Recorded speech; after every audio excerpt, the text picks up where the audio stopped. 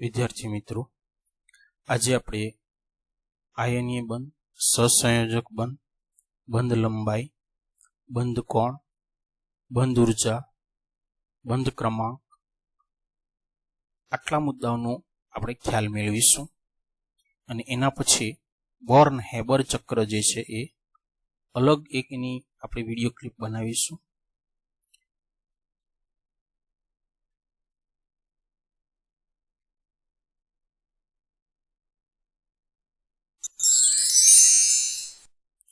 તો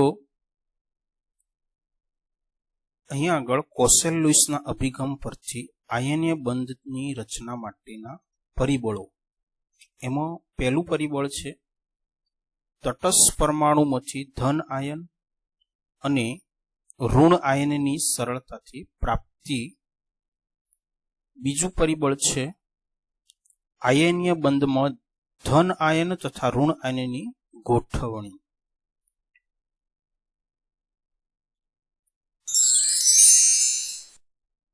તટસ્થ પરમાણુમાંથી ધન આયન તથા તટસ્થ પરમાણુમાંથી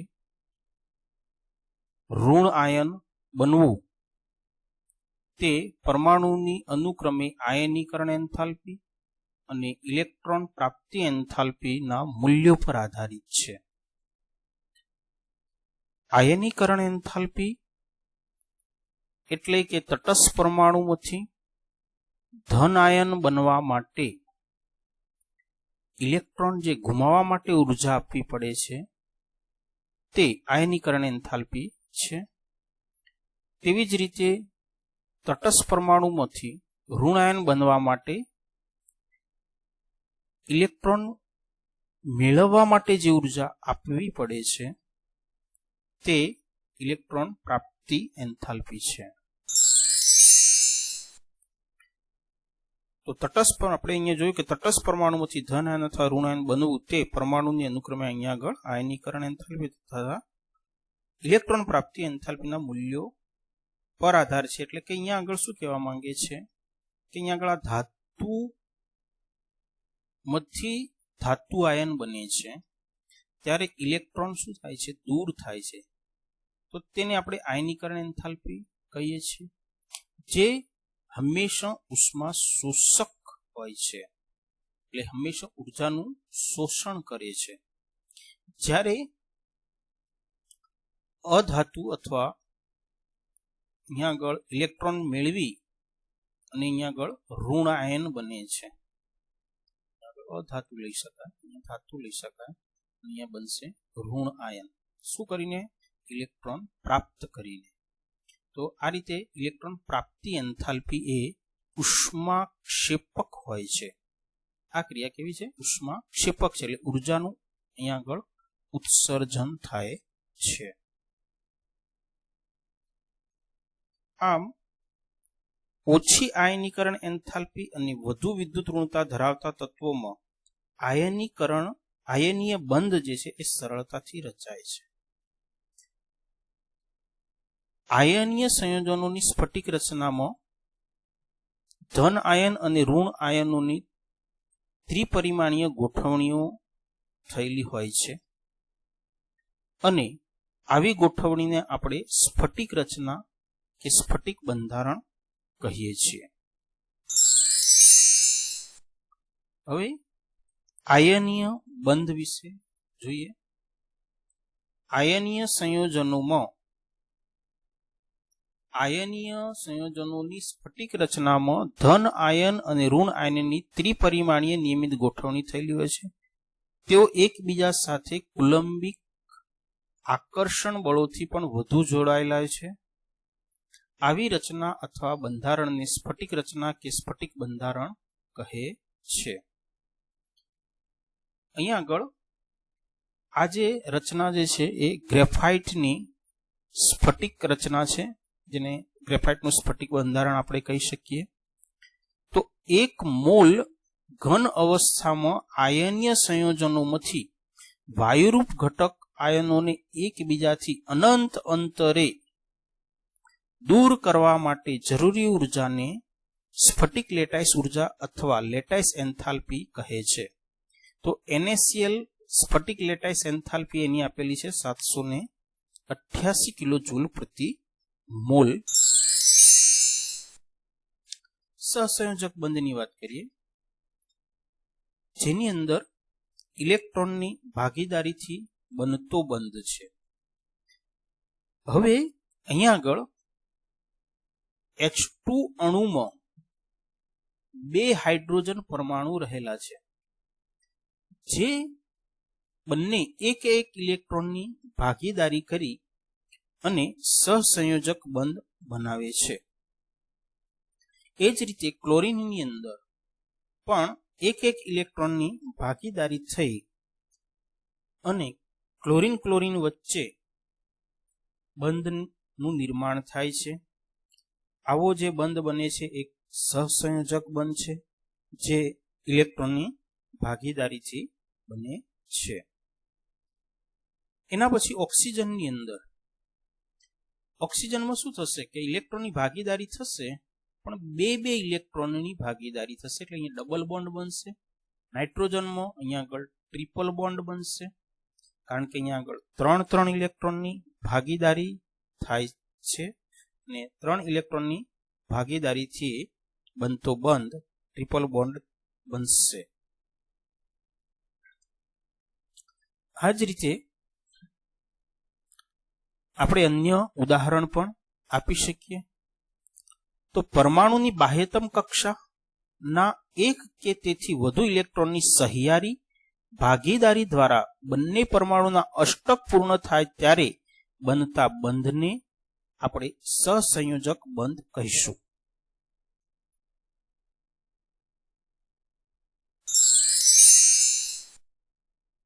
અહીંયા પણ આપણે સમાન અથવા વિષમ તત્વ અહીંયા જોડાયેલા હોય ત્યારે પણ અષ્ટક રચના પ્રાપ્ત થાય છે, ત્યારે સહસંયોજક બંધ બને છે.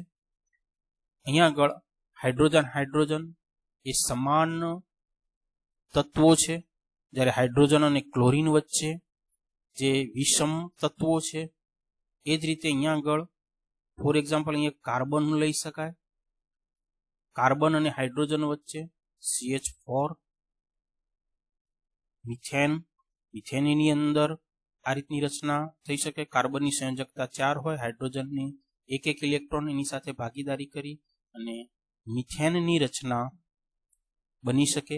એમની વચ્ચે પણ કાર્બન અને હાઇડ્રોજન વચ્ચે સહસંયોજક બંધનું નિર્માણ થાય છે. જો તત્વના પરમાણુઓ વચ્ચે એક ઇલેક્ટ્રોનની ભાગીદારી થાય, અહીં હાઇડ્રોજન વચ્ચે એક ઇલેક્ટ્રોનની ભાગીદારી છે, એ રીતે હાઇડ્રોજન અને ક્લોરીન વચ્ચે એક ઇલેક્ટ્રોનની ભાગીદારી છે, એટલે અહીંયા સિંગલ બોન્ડ બનશે. અહીંયા પણ સિંગલ બોન્ડ. અહીંયા આગળ કાર્બન અને હાઇડ્રોજન વચ્ચે અહીંયા સિંગલ બોન્ડ છે, એક ઇલેક્ટ્રોનની ભાગીદારી થાય છે. તો આવા જે સહસંયોજક બંધ રચાય છે તે એકલ બંધ પ્રકારના હશે, એટલે કે સિંગલ બોન્ડ હશે.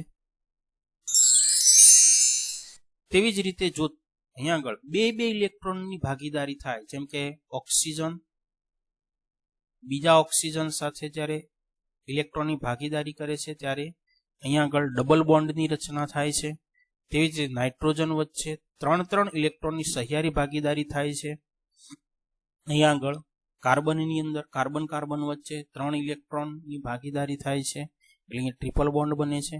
જ્યારે અહીંયા આગળ કાર્બન અને હાઇડ્રોજન વચ્ચે એક ઇલેક્ટ્રોનની ભાગીદારી થાય છે, એટલે અહીંયા આગળ સિંગલ બોન્ડની રચના થાય છે. અહીંયા પણ સિંગલ બોન્ડની રચના થાય છે.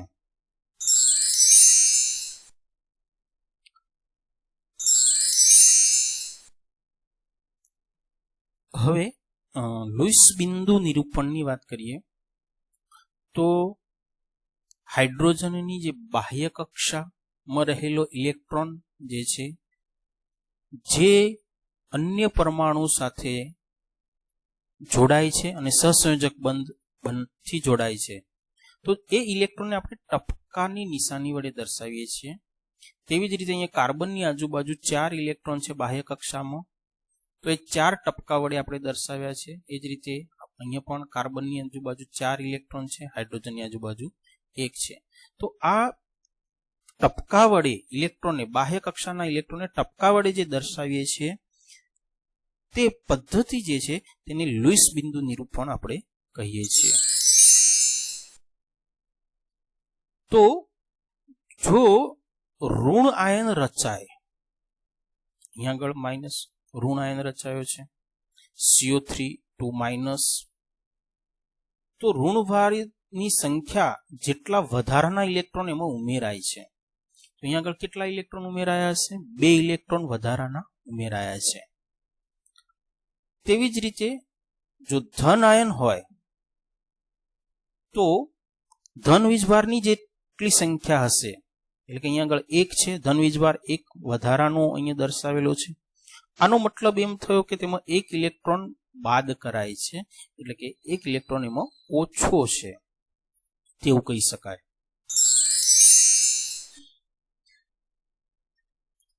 સામાન્ય રીતે ઓછા ઋણમય તત્વના પરમાણુને મધ્યસ્થ પરમાણુ તરીકે સ્વીકારવામાં આવે છે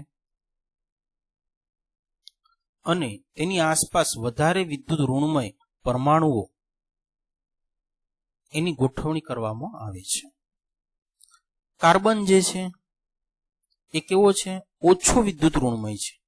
ઓક્સિજન કેવો છે? અહીંયા આગળ વધુ વિદ્યુત ઋણનો છે. અહીંયા 3 ઓક્સિજન છે કાર્બનની આજુબાજુ, માટે કાર્બનને આપણે મધ્યસ્થ પરમાણુ તરીકે સ્વીકારીએ છીએ. તેવી જ રીતે NH4+ ની અંદર હાઇડ્રોજન 4 આપેલા છે, નાઇટ્રોજન અહીંયા આગળ ઓછો વિદ્યુત ઋણમય છે, એટલે તેને આપણે મધ્યસ્થ પરમાણુ તરીકે સ્વીકારીશું.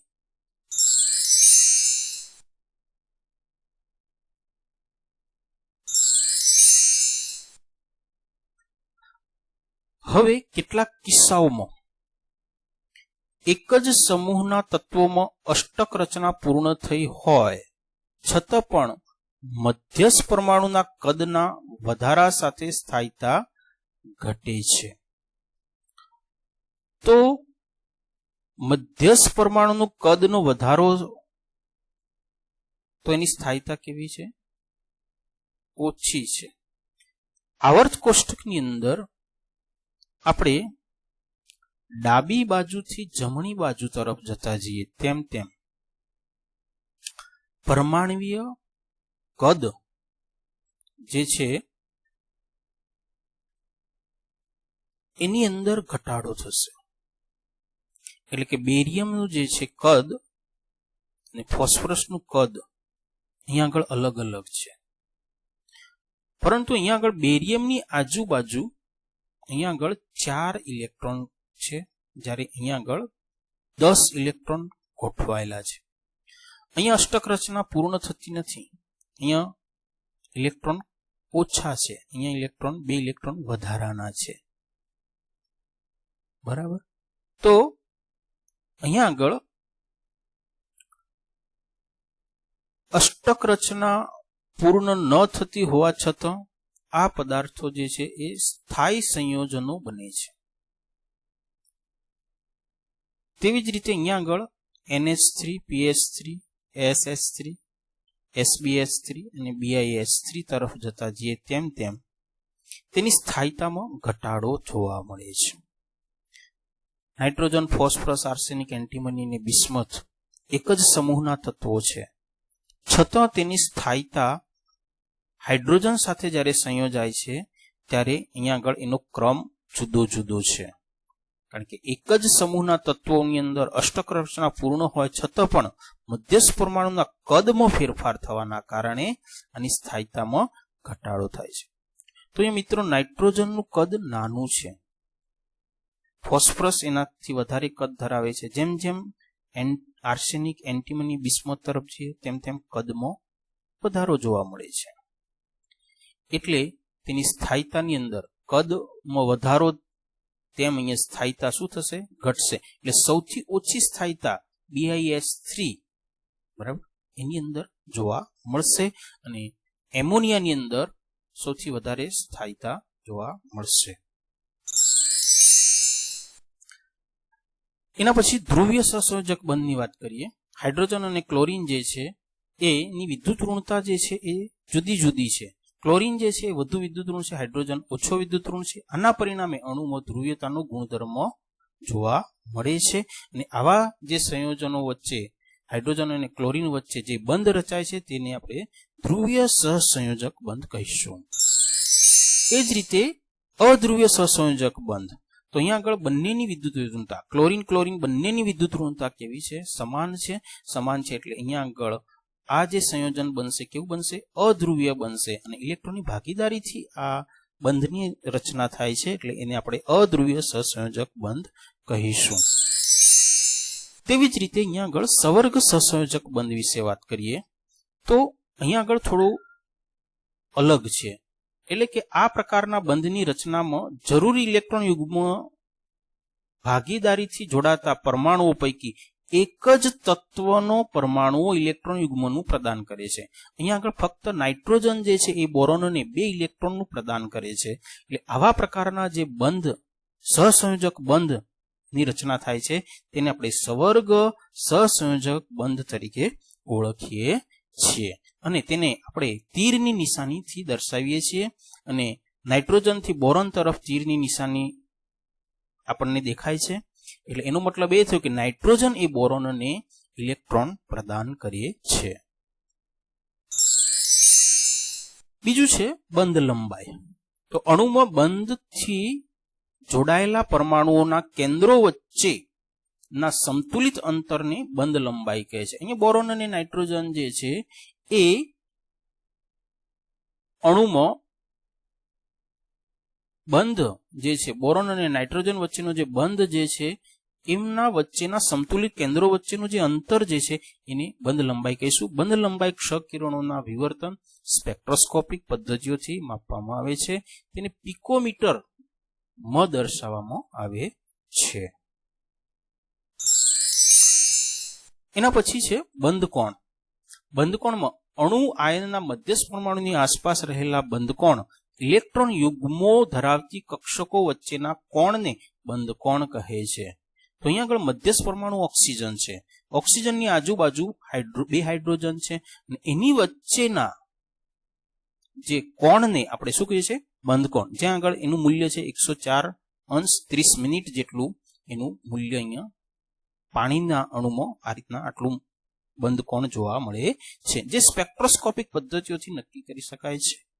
બંધકોણની મદદથી અણુના આકાર વિશે આપણને પ્રાથમિક માહિતી પ્રાપ્ત થાય છે. એના પછી છે બંધ ઉર્જા, જેને આપણે બંધ એન્થાલ્પી પણ કહીએ છીએ. તો વાયુરૂપ પદાર્થમાંના 1 મોલ બંધને તોડવા માટે આપવી પડતી ઉર્જાને બંધ ઉર્જા કે બંધ એન્થાલ્પી કહીએ છીએ. અહીંયા આગળ હાઇડ્રોજન હાઇડ્રોજન 2 પરમાણુઓ વચ્ચેના બંધને આપણે તોડવા માટે જરૂરી ઉર્જા આપીએ છીએ, જેનો એકમ છે કિલોજૂલ પ્રતિ મોલ. અને અહીંયા આગળ 435.8 કિલોજૂલ પ્રતિ મોલ જેટલી ઉર્જા આ બંધને તોડવા માટે આપણે આપીએ છીએ. એટલે એને આપણે બંધ એન્થાલ્પી કહીશું. જેમ બંધ એન્થાલ્પીનું મૂલ્ય વધુ તેમ અણુ આયનની સ્થાયીતા વધુ હોય છે. નેક્સ્ટ છે બંધ ક્રમાંક. અણુમાં રહેલા પરમાણુઓ વચ્ચેના બંધની સંખ્યાને બંધ ક્રમાંક કહે છે, જેને આપણે બોન્ડ ઓર્ડર તરીકે પણ ઓળખીએ છીએ. એટલે કે બોન્ડ ઓર્ડર એટલે કે અહીંયા આગળ સિંગલ બોન્ડ છે. એટલે કે પરમાણુઓ વચ્ચેના બંધની સંખ્યા અહીંયા 1 છે. અહીંયા આગળ પરમાણુઓ વચ્ચેના બંધની સંખ્યા 2 છે. નાઇટ્રોજન નાઇટ્રોજનમાં પરમાણુઓ વચ્ચેના બંધની સંખ્યા 3 છે. એટલે એનું બોન્ડ ઓર્ડર 3 થશે. બંધ ક્રમાંક વધવાની સાથે બંધ એન્થાલ્પીના મૂલ્યો વધતા જાય છે. પરિણામે બંધ લંબાઈ ઘટે છે. એટલે અહીંયા નાઇટ્રોજન નાઇટ્રોજન વચ્ચેની જે બંધ લંબાઈ ઓછી હશે અને એના લીધે સ્થાયીતા વધે છે. એટલે આ ત્રણેયની અંદર હાઇડ્રોજન હાઇડ્રોજન ઓક્સિજન ઓક્સિજન બંધ અને નાઇટ્રોજન નાઇટ્રોજન બંધની અંદર સૌથી વધારે નાઇટ્રોજન નાઇટ્રોજન બંધ વચ્ચેની સ્થાયીતા વધુ આપણને જોવા મળશે. ત્યારબાદ બંધ ક્રમાંકની અંદર બંધ ક્રમાંક વધવાની સાથે આપણે જોયું ને કે અહીંયા આગળ સ્થાયીતામાં વધારો થાય છે, બરાબર. અને એ જ મુદ્દો અહીંયા આગળ આપણને જોવા મળે છે. તો વિદ્યાર્થી મિત્રો, આવતી વખતે આપણે જોઈશું બોર્ન હેબર ચક્ર